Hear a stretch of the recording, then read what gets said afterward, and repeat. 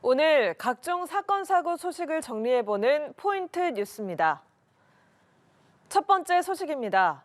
항의성 민원에 이은 신상 노출로 괴로움을 호소하다 숨진 김포시 공무원이 동료들의 눈물 속에 먼 길을 떠났습니다.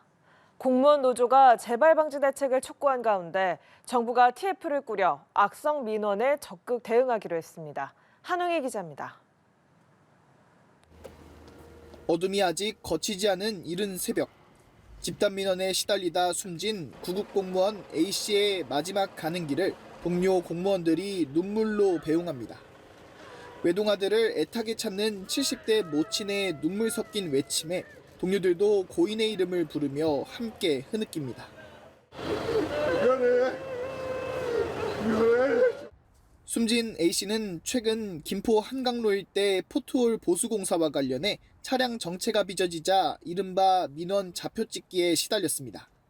한 온라인 카페에서 A씨의 실명과 전화번호가 공개되면서 항의가 빗발쳤고 끝내 극단적 선택을 했습니다. 동료들은 개인정보 보호 등 실질적인 재발 방지 대책이 필요하다고 호소했습니다. 악의적 민원에 대한 선제적이고 실질적 대책을 조속히 마련할 것을 부탁드립니다. 성명 등 개인정보와 인권보호 대책을 마련해야 할 것입니다. 악성 민원으로 인한 공무원 피해 사례가 계속되면서 고소, 고발 등 법적 조치를 의무화해야 한다는 목소리도 커지고 있습니다.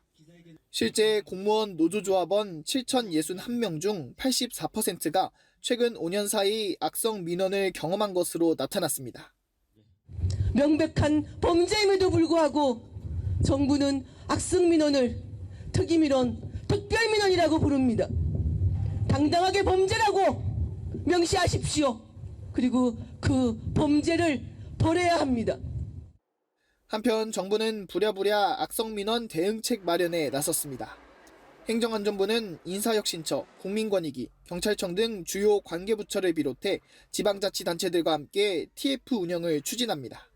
관련 법령을 손보고 민원인 위법행위에 대한 법적 대응 요령 매뉴얼을 배포할 예정입니다. 연합뉴스TV 한웅입니다. 두 번째 포인트 뉴스입니다. 세계 여성의 날을 맞아 어머니의 성을 따르겠다는 성인 수십 명이 법원에 성분 변경 청구서를 냈습니다. 어머니의 존재를 더 알리고 싶다는 게 청구 이유인데요. 다만 특별한 이유가 있어야 변경이 되는 만큼 법원에서 받아들여질지는 미지수입니다. 이들의 이야기를 홍석준 기자가 들어봤습니다.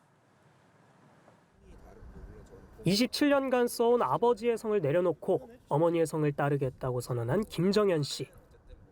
관습에 따르기보단 어머니의 존재를 이름에 남기고자 하는 마음에 어려운 결심을 하게 됐습니다. 서운하시겠죠. 그것도 걱정이 되긴 했었는데 사실 그 이면에 숨겨져 있는 어머니의 존재를 그리고 여성의 존재를 드러내는 측면에서는 어느 정도 조금 감수를 해야 되지 않을까. 지난 2008년 호주제가 폐지되면서 성본 변경의 길은 열려 있는 상태입니다. 할머니 성으로 변경한 아버지가 자신의 딸도 아내의 성을 따르게 하는 경우도 있습니다. 정정원이었습니다. 이제 김정원. 네, 김정원으로 성반 변경을 하게 된 거고요. 다만 아직 부성 우선주의가 남아있는 사회 분위기에 어머니의 성으로 바꾸는 것이 쉬운 일은 아닙니다. 법원은 성본 변경을 허가할 때 이혼 가정의 자녀 등 특수한 경우가 아닌 이상 쉽게 허가하지 않고 있습니다. 이에 반발하는 성인들 40여 명은 세계 여성의 날을 맞아 성본 변경 청구서를 같은 날 전국 각 법원에 제출했습니다. 다수가 모인 만큼 법원이 좀 더 신중하게 살펴봐달라는 취지로 변호사의 법률 지원도 함께 받고 있습니다.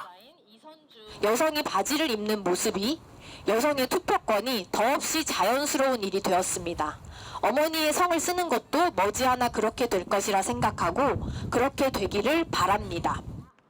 이들은 청구가 기각되면 즉시 항고 여부를 논의하는 등 추후 절차를 진행할 예정입니다. 연합뉴스TV 홍석준입니다. 마지막 소식입니다. 지난달 경부고속도로에서 달리던 화물차에서 빠진 바퀴가 관광버스를 덮치면서 2명이 숨지는 사고가 있었죠. 경찰은 화물차의 정비 불량을 사고 원인으로 지목하고 정비 이력 등을 조사하고 있는데요. 경찰이 추가 사고를 막기 위해 암행 순찰 차량을 동원한 특별단속에 나섰습니다. 서승택 기자가 동행 취재했습니다. 암행 순찰 차량이 줄지어 경찰청을 나섭니다. 이내 고속도로로 들어선 암행 순찰 차량.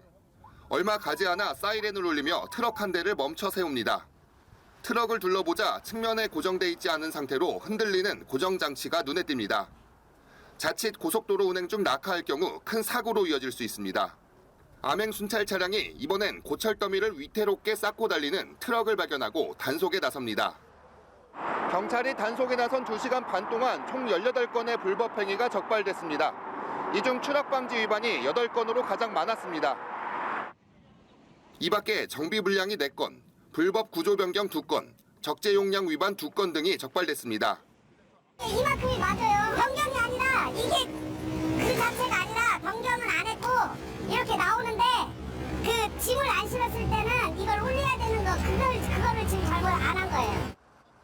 암행 순찰 차량을 동원한 특별 단속은 지난 4일부터 진행됐는데 4일 동안 누적 단속 건수는 32건에 달했습니다.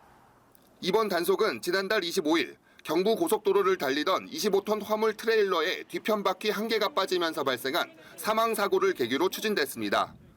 당시 화물차에서 분리된 바퀴가 반대편에서 오던 관광버스를 덮치면서 운전기사와 승객 등 2명이 숨지고 다른 승객 13명이 중경상을 입었습니다. 경찰은 국립과학수사연구원에 사고 차량 및 빠진 바퀴에 대한 감정을 의뢰한 상태입니다. 도로 위의 평온한 일상 확보를 위해서 또 교통사고 예방을 위해서 하는 거거든요. 그래서 우리 운전자들께서 좀 더 철저한 점검이 필요하다. 경찰은 앞으로도 특별 단속을 수시로 진행해 화물차 불법 행위에 대해 엄중 처벌한다는 계획입니다.